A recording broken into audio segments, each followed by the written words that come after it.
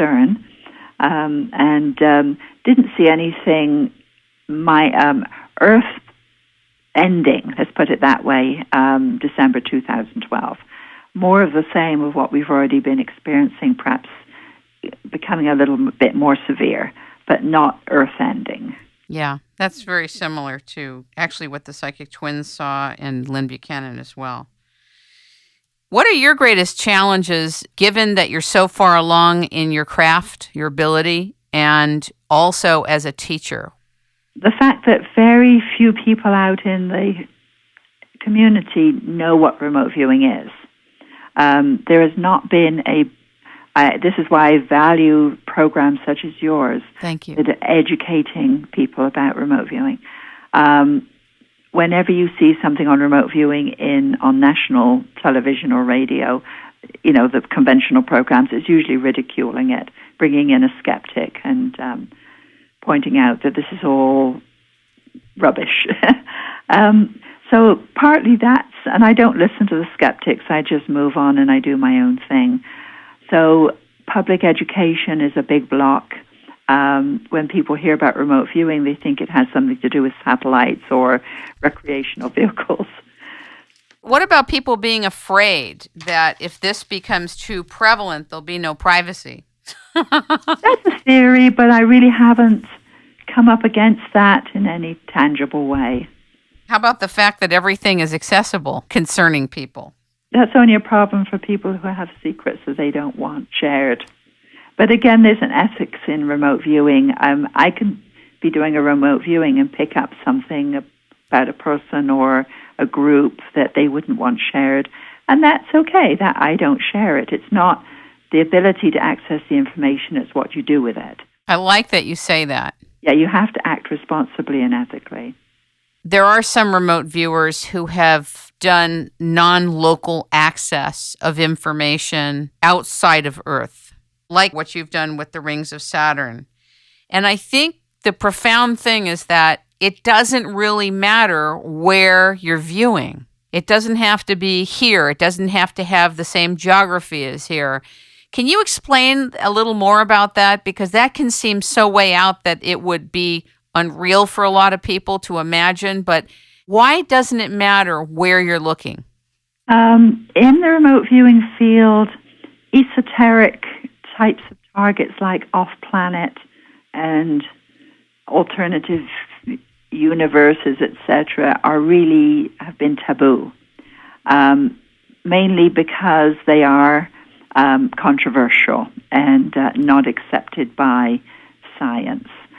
Some of the orthodox remote viewers have wanted to keep things very clean, very straight, just past and present, just not even future.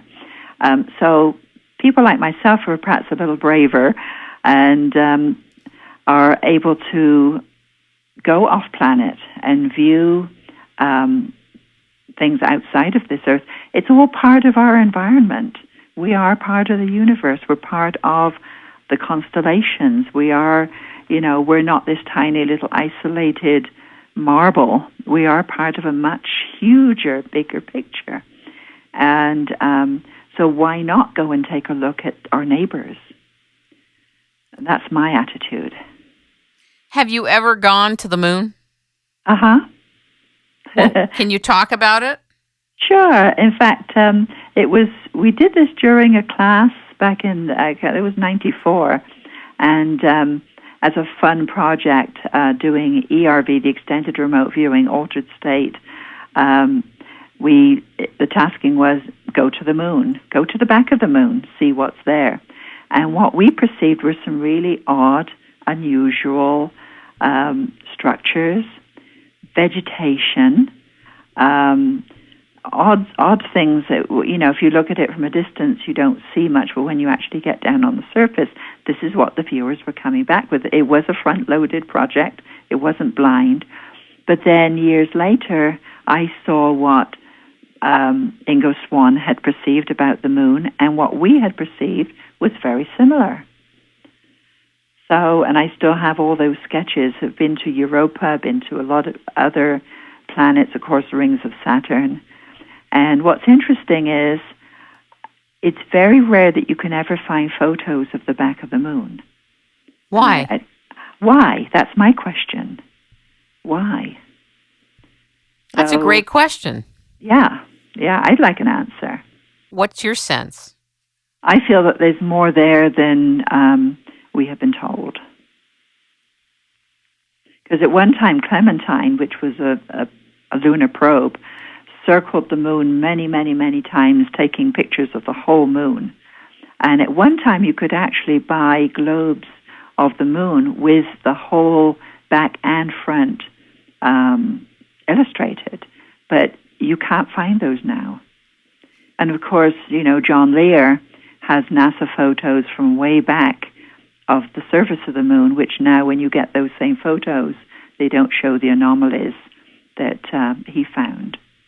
Do you think that there's some things that we're not supposed to know from the moon perspective or from potential inhabitants of the moon perspective? Do you think that we have bases on the moon? Whatever you can talk about, I'd be interested. I feel that there is more. I don't know exactly. I really haven't done an in-depth study of what might be on the moon. That might be a future viewing. But there's definitely more on the moon than we have. We know as the public. There've definitely been cover-ups, as John Lear has shown, of anomalies on the moon that have been covered up, that have been airbrushed out of photos. Who doesn't want us to know what's on the moon? I don't think it's anybody off planet. It could be that the moon is being mined. Who knows?